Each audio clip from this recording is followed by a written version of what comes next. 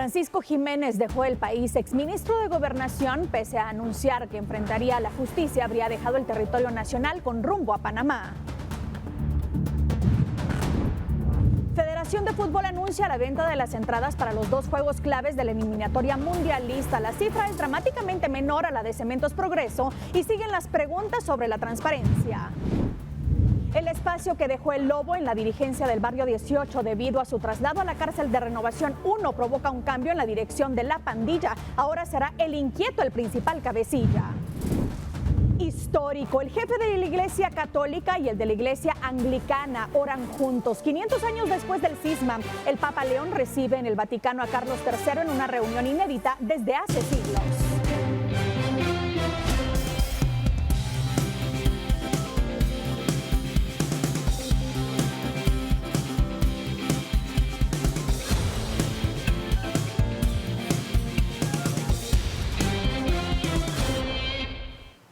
Gracias por acompañarnos a esta hora de la tarde para informarse de lo más relevante de la jornada de este jueves 23 de octubre. Ya nuestros equipos están desplegados en distintos puntos del país para llevarnos todas las noticias, así que comenzamos.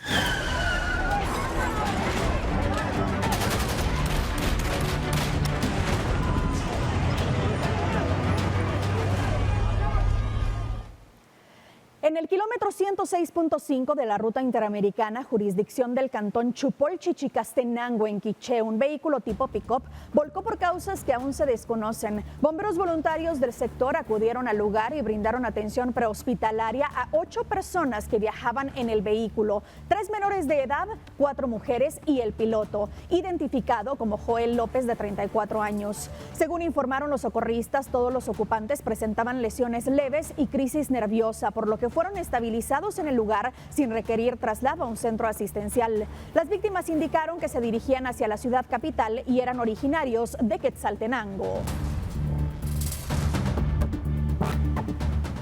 Y le cuento que el Boulevard La Pedrera y 20 Calles, zona 6, fue el escenario de un accidente de tránsito entre una motocicleta y un vehículo de transporte pesado.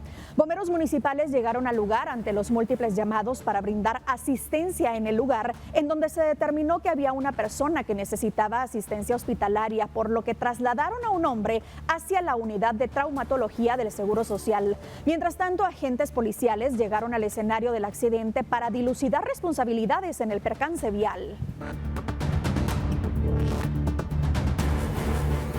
Y en otro suceso, una persona resultó herida tras un accidente de tránsito registrado a la altura del kilómetro 29 de la ruta interamericana en jurisdicción de San Lucas, Zacatepeques. En la colisión estuvieron involucrados un vehículo del transporte pesado y un microbús que por razones desconocidas impactó en la parte trasera del tráiler.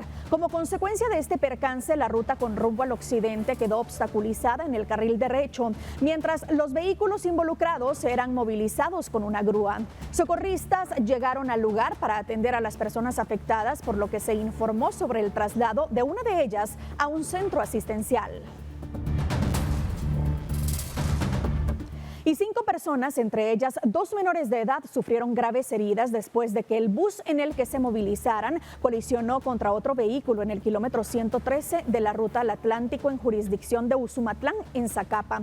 Tras el percance múltiple, elementos de bomberos voluntarios atendieron a los heridos, a quienes identificaron como Abner Alonso, de 26 años, Luis Orellana, de 70, Óscar Orellana, de 56, Óscar Páez, de 19, Benjamín Morales, de 11 años, Zaida Guillén, de 30 y Reina Guillén, de 12 años de edad.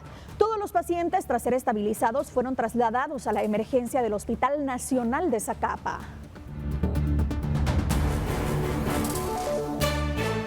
Y mira, un motorista resultó herido en un accidente de tránsito en Coatepeque, Quetzaltenango. Bomberos municipales departamentales de la estación número 4 acudieron al kilómetro 219 de la ruta CA2, cerca del campo de la feria.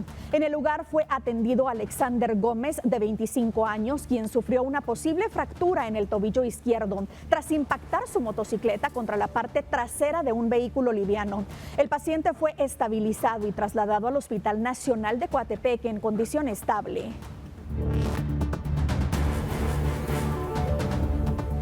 Y le cuento que 2 motoristas resultaron gravemente heridos en un accidente de tránsito en el municipio de Pajapita, San Marcos. Bomberos municipales departamentales de la estación número 12 atendieron la emergencia ocurrida en el centro de la población, donde 2 motocicletas colisionaron por causas aún desconocidas. Los heridos fueron identificados como Estuardo Castañón, de 25 años, y Adán Bisaí de León, de 17. Ambos presentaban traumas de cráneo y fueron trasladados delicados al Hospital Nacional de Coatepec en Quetzaltenango, en donde médicos los recibieron en la emergencia para brindarles atención hospitalaria. Y en otros sucesos, la Fiscalía contra el Delito de Extorsión, en coordinación con el Fiscal Regional Metropolitano y la Policía Nacional Civil, realizó 6 allanamientos en diferentes puntos del departamento de Guatemala. Las diligencias se desarrollaron en Villanueva, zona 18, y Palencia, con el objetivo de inspeccionar, registrar y secuestrar evidencias relacionadas con investigaciones por extorsión.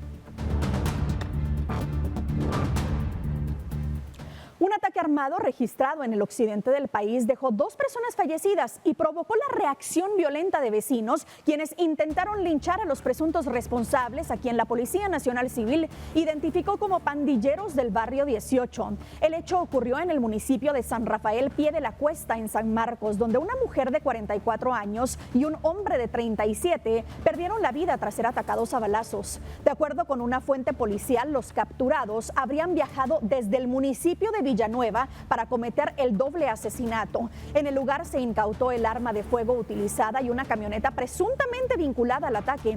Los detenidos fueron trasladados bajo fuertes medidas de seguridad a la sede policial, mientras el Ministerio Público continúan con las investigaciones para esclarecer el móvil del crimen.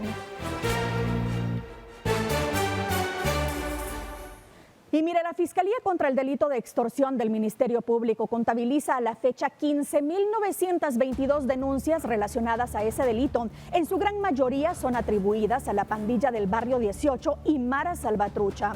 La falta de controles internos en el sistema penitenciario, los cuales han quedado de manifiesto recientemente tras confirmarse la fuga de 20 reos de la pandilla del barrio 18 de Fraijanes 2, provocan que el delito de la extorsión sea uno de los retos más grandes en materia de seguridad para el Ministerio de Gobernación. En el año se han realizado 1.122 allanamientos, 18 requisas en centros carcelarios y han sido consignadas o notificadas de nuevos procesos 1.618 personas. Otro dato de la Fiscalía señala que el 90% de las llamadas extorsivas salen de los centros de privación de libertad. En 2024 fueron 15.246 denuncias presentadas.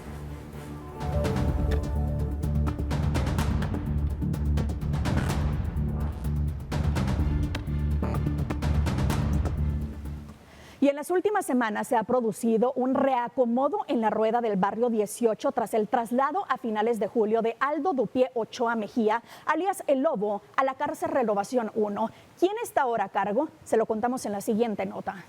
La fuga de 20 reos del barrio 18, entre ellos cabecillas de por lo menos 8 clicas, según el director de la Policía Nacional Civil, el 13 de octubre ha generado cambios de mando en la toma de decisiones de las 33 clicas que operan en el país. De acuerdo con las investigaciones, Aldo Dupié Ochoa Mejía, El Lobo, era quien lideraba la estructura conocida como la Rueda del Barrio 18. Una especie de consejo que tomaba decisiones sobre las acciones criminales que realiza la pandilla a nivel nacional. Sin embargo, todo cambió desde finales de julio, cuando El Lobo fue trasladado a la cárcel Renovación 1 en Escuintla. En la actualidad es Ángel Haroldo Cumejanos, alias El Inquieto, el cabecilla de la clica Solo Raperos, quien asumió el control de la Rueda del Barrio 18, la cual está integrada por 24 cabecillas, de los cuales 6 están prófugos y 5 más están recluidos en la cárcel Renovación 1.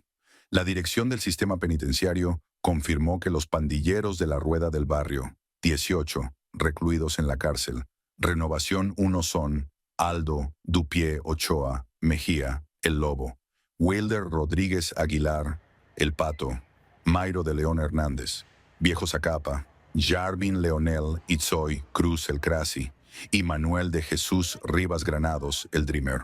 Una fuente detalló que la toma de decisiones de la pandilla del barrio 18 estaba a cargo de una estructura que era liderada por Aldo Dupie Ochoa Mejía, el Lobo. Él le preguntaba a Edwin René Ramírez, el Krusty, a Edwin Welder Rodríguez, el Pato, y a Fernando Muñoz Sinar, el Happy, antes de ejecutar la extorsión, sicariato o realizar encargos de actores políticos. Actualmente la Policía Nacional Civil trabaja para recapturar a los reos fugados de Fraijanes 2, con la intención de evitar que el control de la rueda del barrio 18 se fortalezca debido a que 14 cabecillas han logrado evadir las acciones de las fuerzas de seguridad. Y ahora le cuento que el exministro de Gobernación, Francisco Jiménez, salió del país vía terrestre por la frontera de El Salvador. Hace 3 días, en una entrevista exclusiva a Grupo Prensa Libre, confirmaba que esclarecería los señalamientos en su contra por la fuga de los reos de Fraijanes 2. Juan Pablo Garrido nos cuenta lo que se sabe hasta el momento. Juan Pablo, buenas tardes, amplíanos la información. Buenas tardes, información que podemos actualizar este mediodía de jueves y es en relación a la salida del país del exministro de Gobernación Francisco Jiménez, quien hasta hace algunas horas se desempeñaba como el titular de la cartera del Interior. Podemos confirmar que su salida del país se da por medio de la frontera que se comparte con El Salvador vía terrestre y se presume que su destino final sería el país de Panamá. También es importante señalar que el pasado 20 de octubre el exministro de Gobernación Francisco Jiménez concedió una entrevista exclusiva a Prensa Libre en la cual confirmaba que se estaría quedando en el país luego de entregar el cargo para poder enfrentar a la justicia. Sin embargo, hacía mención que desconocía la investigación que podía tener el Ministerio Público en torno a la fuga de 20 reos del barrio 18 que escaparon de la cárcel de Fraijanes 2 y la cual se confirmaba el 12 de octubre. Esa entrevista, como menciono, se realizó el pasado 20 de octubre, hace 3 días, donde el funcionario era claro en decir que se quedaría en el país para poder esclarecer su situación jurídica. En ese contexto es importante mencionar que el Ministerio Público confirmaba hoy aproximadamente a las 9 de la mañana que el exfuncionario de Gobernación no tenía una orden de captura vigente por la fuga de estos 20 reos de la cárcel Fraijanes 2. En ese contexto también podemos indicar que una investigación que realiza la Fiscalía de Delitos Administrativos del Ministerio Público y la Fiscalía contra el Delito de Extorsión ha señalado a varios exfuncionarios de la cartera del Interior de poder haber estado involucrados en la fuga de estos 20 reos, entre ellos la ex viceministra de Antinarcóticos, Claudia Palencia. Hoy podemos ya confirmar la salida del exministro Francisco Jiménez y se tiene previsto que en las próximas horas se pueda conocer ya la juramentación del nuevo ministro de Gobernación, el cual fue anunciado por el presidente Bernardo Arévalo la semana pasada. En cámara, Moisés Sheikh, yo retorno a los estudios centrales. Buenas tardes. Y en relación a este tema, durante un acto público organizado por la Comisión Presidencial contra la Discriminación y el Racismo, se intentó obtener declaraciones del presidente Bernardo Arévalo respecto a la salida del país del exministro de Gobernación Francisco Jiménez. Sin embargo, el mandatario evitó pronunciarse sobre el tema. Paula Carranza nos da más detalles. Paula, ¿cómo estás? Adelante. Muy buenas tardes, sí, nos encontramos en el Palacio Nacional de la Cultura luego de que nos confirmaran la salida de Francisco Jiménez del país. Decidimos venir a buscar declaraciones al respecto, ya que el presidente Bernardo Arévalo se iba a presentar en una actividad cultural y vinimos a hacerle las consultas sobre esta información, pero durante la actividad se detuvo para el ingreso del presidente, dio su discurso y se retiró sin dar ninguna declaración, y cuando buscamos hacerle los cuestionamientos se fue directo a su despacho. Seguimos esperando que nos podamos comunicar con él para poder hacerle las consultas o al secretario de Comunicaciones. Por el momento no tenemos nada al respecto al tema, pero seguiremos notificándoles en nuestras siguientes emisiones la información necesaria. Con imágenes de María René Barrientos, reportó para Noticiero Guatevisión, Paula Carranza. Muchas gracias por tu reporte desde el Palacio Nacional de la Cultura. Por supuesto que estaremos al pendientes de lo que tenga que decir el presidente Bernardo Arévalo acerca de la salida del exministro de Gobernación. Y mira, la Corte Suprema de Justicia otorgó una excedencia de 6 meses al juez Marco Antonio Villeda para que pueda asumir el cargo de ministro de Gobernación. Pero es Óscar Vázquez quien nos cuenta más al respecto. Óscar, buenas tardes, te escuchamos. Compañeros, buenas tardes, muchas gracias por el cambio. Quiero contarles de que ayer se conoció que los magistrados de la Corte Suprema de Justicia dieron la excedencia a Marco Antonio Villeda. Importante mencionar que fueron 10 votos a favor y 3 en contra, de los cuales le otorgaban la licencia al juez Villeda. Esto para acceder a un permiso especial de 6 meses en su función de como actual juez del Tribunal Octavo de Sentencia Penal, Narcoactividad y Delitos contra el Ambiente. La votación, como les hago mención, fue 10 a favor y 3 en contra. Los magistrados que votaron en contra fueron Claudia Paredes, René Girón y Gustavo Morales Duarte, quienes según fuentes del organismo judicial comentaron de que estas negaciones fueron planteadas por posibles conflictos de intereses dados a futuros cargos que asumiría Villeda. El permiso fue otorgado bajo el régimen de excedencia previsto en la ley de la carrera judicial, que permite a este funcionario ausentarse temporalmente de sus funciones sin renunciar al cargo. La Secretaría de Comunicación Social del Gobierno de Guatemala informó que la toma de posesión de Villeda como ministro de Gobernación dependerá de las diferentes diligencias y de los trámites que éste tenga que realizar administrativamente dentro del organismo judicial. Asimismo, fuentes del organismo judicial han confirmado que el juez Villeda ha sido notificado y que esta decisión se tiene conocimiento, despidió a sus compañeros esta mañana. Sin embargo, aún no se tiene de conocimiento en qué momento este juez será ya juramentado como ministro de Gobernación. Pero esta es la información que yo tengo hasta el momento, con imágenes de Byron Baiza para Noticiero Guatevisión, reportó Óscar Vázquez. Le cuento que el Colegio de Ingenieros de Guatemala informó que otorgó un colegiado temporal al alcalde de Quetzaltenango. Esto ocurrió luego de que el jefe edil cediera un terreno para la construcción de una sede de la entidad y solicitara mediante un acuerdo municipal que toda documentación dirigida a él se refiriera como ingeniero. Hasta el momento, la comuna no se ha pronunciado sobre el caso. El 23 de septiembre, durante una cena, el Colegio de Ingenieros de Guatemala entregó un reconocimiento al alcalde de Quetzaltenango, Juan López, por su apoyo al gremio. Según se informó, el alcalde habría cedido un terreno sin que se especificara su ubicación para la construcción de una subsede de esta entidad en el municipio.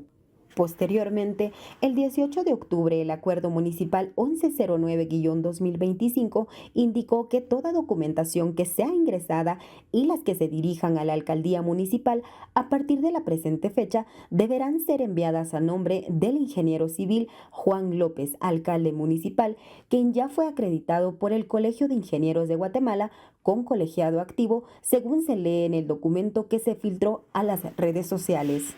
Tras la viralización del caso, el Colegio de Ingenieros publicó un comunicado el 21 de octubre en el que desmintió el caso. El pronunciamiento indicó que el señor Juan López no ha obtenido la calidad del colegiado activo por la razón mencionada y recordó que la colegiación activa se rige por los requisitos establecidos en la Ley de Colegiación Profesional Obligatoria y los estatutos internos del colegio, los cuales no contemplan la cesión de bienes como criterio de admisión o activación. El colegio también informó que el trámite de colegiación del alcalde inició en agosto, ya que López presentó la documentación que lo acredita como ingeniero civil, título obtenido en una universidad de México. Agregó que el Colegio de Ingenieros de Guatemala verificó dicha papelería conforme a sus procedimientos, constatando que cumplía con los requisitos establecidos para optar por la colegiación temporal. Además, la entidad señaló que existen otros expedientes de personas en situaciones similares a las del jefe edil de Quetzaltenango. Hasta el momento, la comuna no ha emitido ninguna postura respecto al caso, a pesar de las consultas realizadas. Tampoco el Colegio de Ingenieros ha respondido a las solicitudes para ampliar información sobre el terreno que habría cedido la municipalidad de Quetzaltenango, reportó Lucero Zapalú.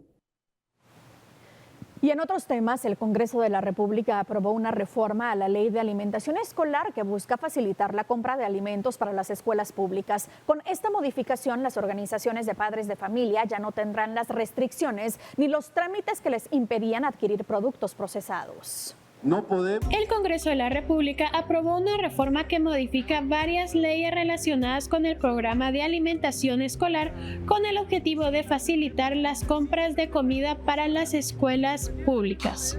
¿Qué pasaba antes? Desde el 2024, las organizaciones de padres de familia, quienes organizan los fondos para las refacciones, tenían ciertas restricciones por la retención de IVA.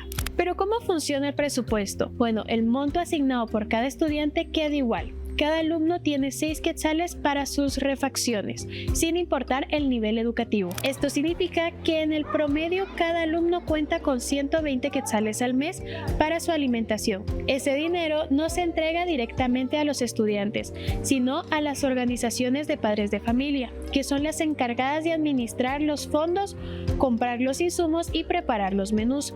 El presupuesto total de cada escuela varía según el número de alumnos inscritos. Por ejemplo, una escuela con 200 estudiantes recibe un monto mayor que una con 50. Al respecto, esto fue lo que dijo la Dirección de Comunicación del Ministerio de Educación. Con el cambio que se había hecho, el Mineduc tenía que retener el IVA. Lo que ayer se hizo en el Congreso fue nuevamente derogar eso y regresamos a la modalidad o como estábamos anteriormente, que ya el Ministerio no hace ninguna retención. O sea, al final el Congreso lo que hizo fue quitar una medida que se había implementado. ¿Qué cambia con esta reforma? Ahora las escuelas tendrán todo su presupuesto sin restricciones. ¿Por qué esto es importante? Estos cambios garantizan que los niños tengan menús más completos y nutritivos, ya que ahora las escuelas tienen mayor flexibilidad para planificar las refacciones y usar eficientemente los fondos. En palabras más sencillas, las escuelas tenían más dificultades para comprar comida. Ahora, gracias a la reforma, reciben el dinero completo y pueden elegir los alimentos que mejor se adapten a las necesidades de los estudiantes según el menú aprobado por el Mineduc. Con imágenes de María René Barrientos, reportó para Noticiero Guatevisión, Paula Carranza. Y damos un giro a la información porque el Instituto Guatemalteco de Migración, a través del Centro de Recepción de Retornados, continúa brindando atención permanente a los guatemaltecos que regresan al país, garantizando un proceso de recepción digno, humano y solidario. Según el más reciente informe del 13 al 19 de octubre, se atendió a 1.396 connacionales retornados desde Estados Unidos y México. Entre ellos se contabilizan 1.348 adultos, 26 niños, niñas y adolescentes acompañados, 22 menores no acompañados y 22 unidades familiares. En lo que va del año, el instituto ha recibido un total de 35.242 guatemaltecos en 404 vuelos procedentes de Estados Unidos. De esta cifra, 34.225 son adultos, 844 son niños, niñas y adolescentes acompañados, 173 menores no acompañados y 610 unidades familiares.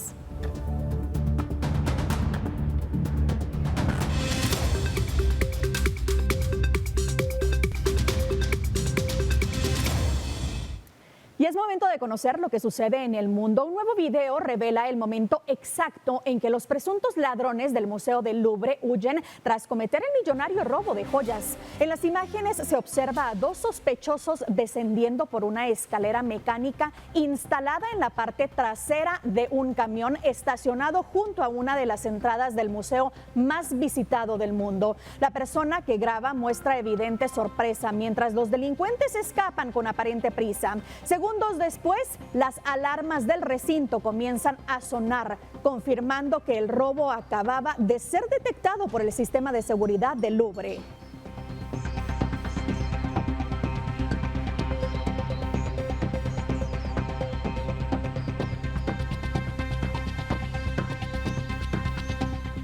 Y una redada federal de inmigración contra vendedores ambulantes en la ciudad de Nueva York desató fuertes protestas entre los residentes y la condena unánime de los candidatos a la alcaldía de la Gran Manzana.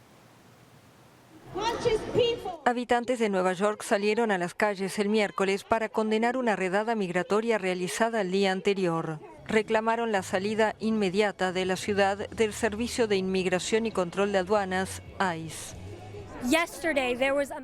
Ayer hubo una presencia masiva, creo que 50 oficiales, agentes federales arrestaron personas en nuestras calles, han estado tomando el control en todo el país.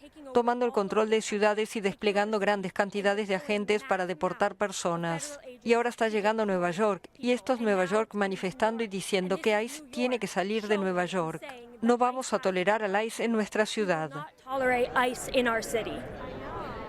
El Departamento de Seguridad Nacional informó que agentes federales detuvieron a 9 inmigrantes ilegales el martes bajo sospecha de diversos delitos, incluyendo la venta de productos falsificados. Creo que es muy importante mostrar solidaridad con nuestros vecinos que están siendo atacados por un Estado cada vez más autoritario y corrupto y mostrar que esto no es lo que quieren los neoyorquinos, que ICE, que la policía no están hablando en nombre de los residentes de esta ciudad. Valoramos a los inmigrantes, documentados o indocumentados, contribuyen mucho a esta ciudad. La redada fue condenada por todos los candidatos a la alcaldía de Nueva York, que celebra elecciones el 4 de noviembre. Y el presidente brasileño Luis Ignacio Lula da Silva cerró este jueves acuerdos bilaterales con Indonesia y defendió el libre comercio en el inicio de una gira para fortalecer lazos con el sudeste asiático, también castigado por los aranceles de Estados Unidos. Brasil fortalece sus lazos con el sudeste asiático. El presidente Luis Ignacio Lula da Silva visitó el jueves Indonesia, donde cerró acuerdos bilaterales sobre petróleo, gas, electricidad, tecnología, minería y agricultura. ¿Cómo es posible que dos países importantes en el mundo como Indonesia y Brasil, que juntos suman casi 500 millones de habitantes, solo tengan un comercio de 6.000 millones de dólares? Es poco, presidente, es poco para Indonesia, es poco para Brasil. Por su parte, el presidente indonesio resaltó que los dos países están trabajando para establecer un acuerdo de libre comercio entre Indonesia y el Mercosur, formado por Brasil, Argentina, Paraguay, Bolivia y Uruguay. La mayor economía latinoamericana ha apostado por profundizar en sus relaciones con Asia, donde varios países también se han visto golpeados por los aranceles que instauró el gobierno de Donald Trump en Estados Unidos. En una referencia velada a la guerra arancelaria de Washington, Lula recalcó en Yakarta que Indonesia y Brasil no quieren una segunda guerra fría. Queremos libre comercio, queremos multilateralismo, queremos democracia comercial, no proteccionismo, aseguró. El viaje de Lula lo llevará también a Malasia para participar en la cumbre de la Asociación de Naciones del Sudeste Asiático, que comienza el domingo y en la que podría encontrarse con Trump. Y los habitantes de El Cabellal en Veracruz dicen estar afectados por un derrame de petróleo en el río Pantepec causado por la ruptura de un oleoducto en las cercanías, producto de las intensas lluvias que se abatieron hace 2 semanas sobre México. El gobierno mexicano aseguró que el derrame está controlado. Las intensas lluvias que se abatieron sobre México hace 2 semanas provocaron deslaves y decenas de muertos. Y en Veracruz, en el este del país, también causaron un derrame de hidrocarburos cuando un oleoducto de la estatal Petróleos Mexicanos sufrió una fuga.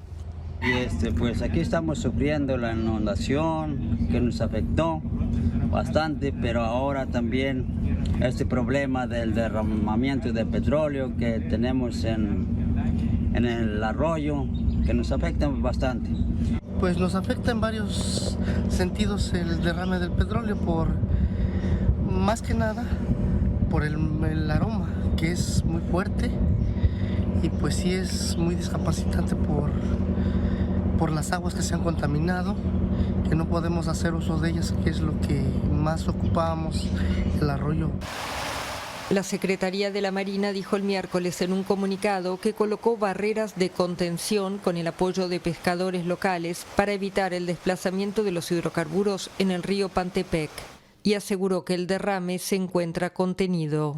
Por su parte, Pemex informó que mantiene labores de limpieza ambiental en el área afectada y que el oleoducto averiado reanudó sus operaciones de manera segura, conforme a los protocolos de seguridad. Y el rey Carlos III se convirtió este jueves en el primer monarca británico en rezar públicamente con un papa desde el cisma anglicano hace 5 siglos, durante una celebración presidida por León XIV en la Capilla Sixtina. Una oración histórica. El rey Carlos III se convirtió el jueves en el primer monarca británico en rezar públicamente con un papa desde el cisma anglicano hace 5 siglos. Lo hizo durante una celebración presidida por León XIV en la Capilla Sixtina del Vaticano. La ceremonia combinó tradiciones católicas y anglicanas y marca un nuevo acercamiento entre las dos iglesias.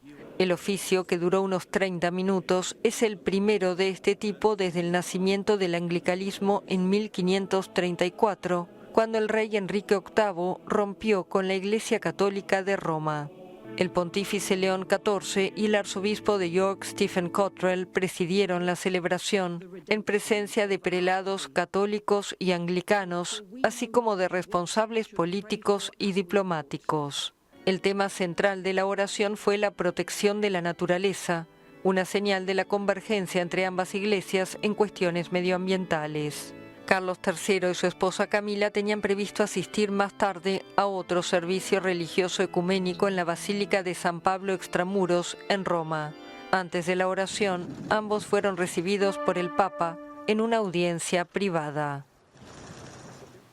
Y mire, ahora sí veremos este nuevo video que revela el momento exacto en que los presuntos ladrones del Museo del Louvre huyen tras cometer el millonario robo de joyas. En las imágenes se observa a 2 sospechosos descendiendo por una escalera mecánica instalada en la parte trasera de un camión estacionado junto a una de las entradas del museo más visitado del mundo. La persona que graba muestra evidente sorpresa mientras los delincuentes escapan con aparente prisa. Segundos después, las alarmas del recinto comienzan a sonar, confirmando que el robo acababa de ser detectado por el sistema de seguridad del Louvre.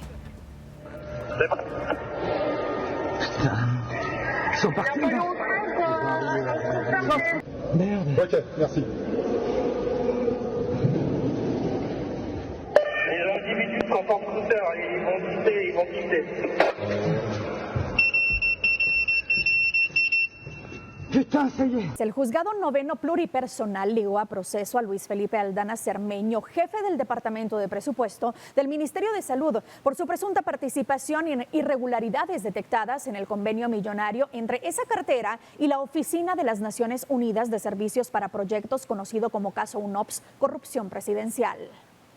Hoy se desarrolló la audiencia de primera declaración del funcionario Luis Felipe Aldana Cermeño, jefe del Departamento de Presupuesto en el Ministerio de Salud Pública y Asistencia Social, en relación con el caso Oficina de las Naciones Unidas de Servicios para Proyectos UNOPS, por presuntas irregularidades en un convenio millonario. La audiencia se desarrolló en el Juzgado Noveno Pluripersonal de Primera Instancia Penal, donde la Fiscalía Especial contra la Impunidad, FESI, presentó los indicios que motivaron la acusación de falsificación de documentos públicos y falsos movimientos presupuestarios. Según la Fiscalía, Aldana habría permitido la erogación de fondos y la firma de documentos con declaraciones falsas para otorgar un anticipo de convenio suscrito entre el Ministerio de Salud Pública y UNOPS en abril de 2024, por un monto estimado de $943 millones. El juez ha analizado los medios de investigación que ha proporcionado la Fiscalía y ha emitido auto de procesamiento por el delito de falsedad ideológica en contra del jefe del Departamento de Presupuesto del Ministerio de Salud, toda vez que quedó establecido, derivado de un requerimiento que hace la Contraloría General de Cuentas, donde se logra establecer que él incorporó hechos y actos totalmente falsos en un documento público. Entonces, básicamente, esa es la conclusión a la que ha llegado el juez. Obviamente le ha dado valor a los medios de investigación que ha sustentado la Fiscalía. También se reveló que existirían escuchas telefónicas y auditorías de la Contraloría General de Cuentas que detectaron anomalías como la entrega de medicamentos de calidad cuestionable y pagos sin documentación de soporte. El juez encargado decidió ligar a proceso al funcionario por el delito de falsedad ideológica, pero otorgó medidas sustitutivas: arresto domiciliario, prohibición de ingresar al Ministerio de Salud, uso de dispositivo de monitoreo, firmar mensualmente en la sede del Ministerio Público y una caución de 5,000 quetzales. La audiencia intermedia quedó programada para marzo de 2026 y la Fiscalía tiene un plazo de 4 meses para concluir la investigación. Este caso se inserta dentro de la investigación más amplia del convenio UNOPS, que ha generado gran relevancia en la opinión pública por las cuantiosas sumas involucradas y la supuesta participación de funcionarios de alto nivel. Con imágenes de Moisés Sheck, para Noticiero Guatevisión reportó Oscar Vázquez. Y por medio de un comunicado oficial publicado en sus redes sociales, la farmacéutica Reus Pharma S.A. rechazó los señalamientos realizados por la Fiscalía Especial contra la Impunidad en el caso denominado UNOPS Corrupción Presidencial. En el documento, la empresa calificó las declaraciones del jefe de la FESI, Rafael Curruchiche, como irresponsables y sin sustento probatorio, afirmando que la denuncia leída en conferencia de prensa es anónima y carece de evidencia. Reus Pharma negó tener vínculos comerciales con la UNOPS ni con el proyecto PROAM y aseguró que sus principales ventas institucionales corresponden al Instituto Guatemalteco de Seguridad Social. Y en otros temas, el fiscal Edgar Gómez fue removido de su cargo en la Fiscalía de Femicidio del Ministerio Público tras varios años de desempeñar investigaciones de alto perfil. La destitución de Gómez se produce en medio de cambios internos en la estructura de fiscalías especializadas del Ministerio Público. Según fuentes consultadas, su salida responde a temas administrativos. Durante su gestión en la Fiscalía de Femicidio, Edgar Gómez llevó casos emblemáticos, entre ellos el proceso del Hogar Seguro Virgen de la Asunción, donde 41 menores perdieron la vida en 2017, así como los procesos contra el médico Kevin Maluf y el caso de Melissa Palacios. Y María Fernanda Bonilla, señalada en el caso de Melissa Palacios, presentó un amparo para ser trasladada de la prisión militar de Matamoros hacia el Centro de Detención Preventiva para Mujeres Mariscal Zavala, argumentando riesgos a su integridad dentro del actual centro penitenciario. El juzgado de mayor riesgo C denegó la solicitud de traslado de María Fernanda Bonilla, quien permanece en la prisión militar de Matamoros desde su captura. Según la defensa, Bonilla ha enfrentado condiciones adversas y riesgos para su seguridad, por lo que pidió ser llevada a Mariscal Zavala, donde están otras mujeres vinculadas a casos similares. Sin embargo, el tribunal consideró que Matamoros reúne las condiciones necesarias de seguridad y descartó una situación de riesgo comprobada. Ante esa decisión, la defensa de Bonilla presentó un amparo para revertir el fallo y lograr el traslado, el cual deberá ser conocido por una sala de apelaciones.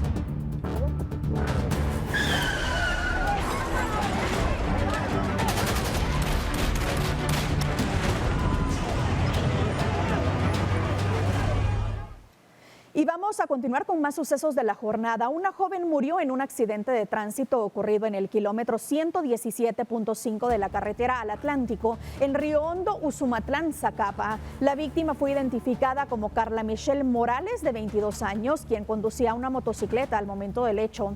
Se sabe que la mujer fue atropellada por un vehículo del transporte pesado que se movilizaba por el lugar cuando la joven aparentemente perdió el control de su vehículo. Bomberos voluntarios llegaron al lugar para atender la emergencia, pero lamentablemente la joven ya había fallecido. Y en el kilómetro 17 de la ruta al Atlántico, un peatón fue arrollado y falleció en el lugar a causa de graves lesiones en el cráneo. Debido a las llamadas de auxilio, bomberos voluntarios llegaron al lugar para atender la emergencia y determinaron que el hombre presentaba politraumatismo, por lo que perdió la vida al momento del percance. La víctima fue identificada como Abimael Jiménez Velasco Cruz, de 28 años, originario de México. Según informaron las autoridades, fue reconocido en el sitio por su pareja. Mientras tanto, el responsable del hecho se dio a la fuga.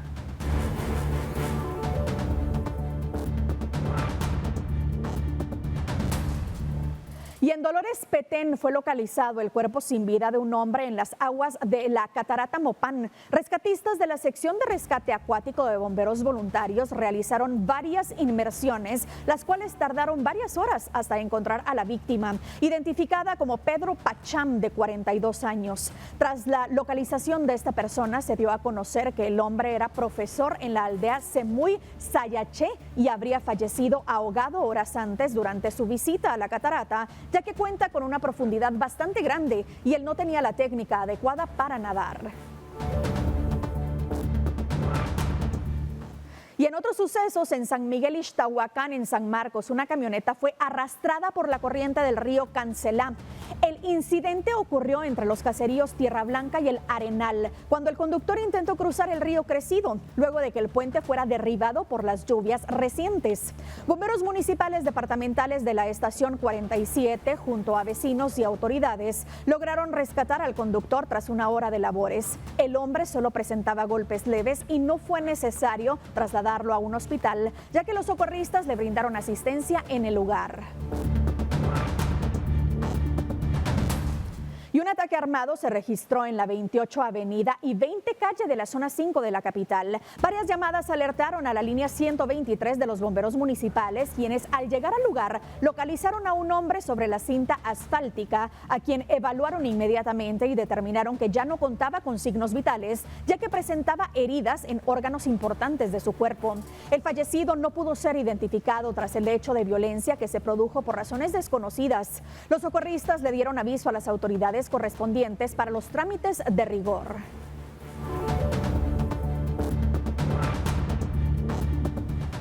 Y mire, previo al 1 de noviembre, agentes policiales ya coordinan la seguridad que se estará brindando desde este fin de semana a los visitantes de los diferentes cementerios de nuestro país. Rosemary Ávila tiene los detalles. Rosemary, qué gusto saludarte. Vamos contigo. Gracias, buenas tardes. Y es que efectivamente se tiene previsto que durante la próxima semana miles de guatemaltecos se dirijan a los camposantos del país, pero también participen en la fiesta de Halloween. Y algo que hay que tomar en cuenta es el tema de la vigilancia que va a estar realizando la Policía Nacional Civil para prevenir hechos delictivos durante estas fiestas. Precisamente estamos hoy con César Mateo para tener los detalles. César, si podría comentarnos acerca de estos operativos que se tienen previstos.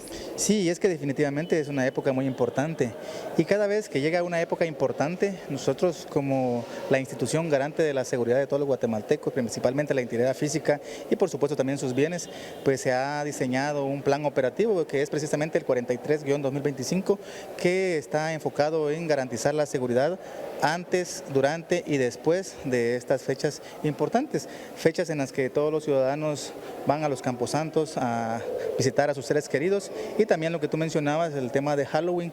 Es por ello que echando a andar ya este plan operativo contempla dar seguridad a esta actividad de Halloween que también se celebra por parte de los guatemaltecos y nosotros somos los más interesados en que no ocurra nada al margen de la ley, que ningún fenómeno criminal empañe la celebración que los guatemaltecos hacen para estas fechas y es por ello que también hacemos el llamado a sumarse a los esfuerzos porque la Policía Nacional Civil hace su plan operativo, pero acá entra también el trabajo articulado entre la población a través de la denuncia.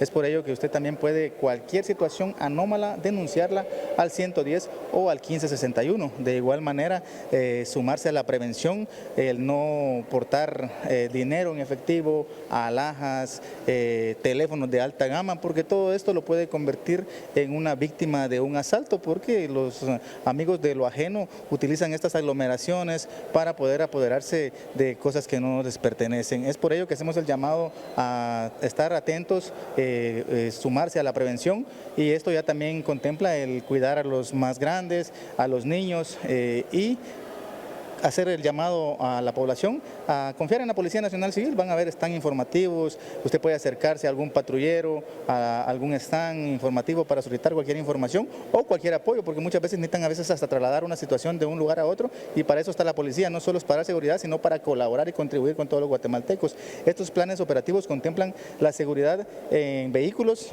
al circuito de los lugares, que en este caso tenemos uno de los más concurridos, que es el Cementerio General de la Zona 3, igual de la Verbena, y los recorridos van a ser en circuito en unidades de 2 y 4 ruedas. Le apostamos más a la motocicleta por la movilidad, pero también varias patrullas a pie van a andar recorriendo los interiores porque por la movilidad, por la cantidad de personas que visitan estos camposantos, y también va a haber presencia policial fija, puestos fijos le llamamos nosotros dentro de la Policía Nacional Civil, en lugares con antecedentes de incidencia delictiva. Nosotros vamos a estar al pendiente de que estas actividades transcurran sin sin ninguna novedad, pero esto también se va a poder llevar a cabo a través de la denuncia ciudadana. Bueno, también se van a tener, por ejemplo, en ruta, tomando en cuenta que hay guatemaltecos que pues podrían viajar al interior. Sí, principalmente es parte de lo que contempla el plan operativo, la seguridad en rutas principales, tomando en cuenta de que también va a estar antes, previo el fin de semana, y se va a convertir en un fin de semana largo, y las personas viajan a veces hasta el interior o del interior a la capital para poder visitar a sus seres queridos, no solo en los Campos Santos, sino también en algunas localidades. Es por ello que el plan operativo abarca dar seguridad no solo en los Campos Santos, sino también en el trayecto de que las personas tengan que movilizarse en las principales rutas del país. Muchas gracias, César, por todos los detalles. Pues es la información que tenemos a esta hora, pues relacionada al tema de seguridad que se va a estar brindando por parte de autoridades de la Policía Nacional Civil, sobre todo a partir de este fin de semana, porque seguramente hay muchos guatemaltecos que van a estar desde ya visitando los cementerios. Así que es la información que tengo, con imágenes de Esvin García. Para Noticiero Guatevisión, Rosmery Ávila. Importante esta información y que usted la tenga clara por si va a visitar alguno de estos cementerios el 1 de noviembre. Muchísimas gracias, Rosmery. Vamos a cambiar de tema porque la actividad que mantiene el volcán de fuego ha alertado a la población aledaña a sus faldas. El INCIBUME informó que este coloso mantiene actividad moderada. Por ahora se reporta fumarola blanca a una altura de 4.100 metros sobre el nivel del mar, con explosiones débiles y moderadas que alcanzan entre 4.300 y 4.800 metros, desplazándose hacia el oeste y suroeste hasta 15 kilómetros. Estas explosiones generan sonidos, retumbos, ondas de choque y pulsos incandescentes que elevan fragmentos de roca hasta 250 metros sobre el cráter. No se descarta el descenso de lahares en las tardes y la caída de ceniza en algunos sectores cercanos.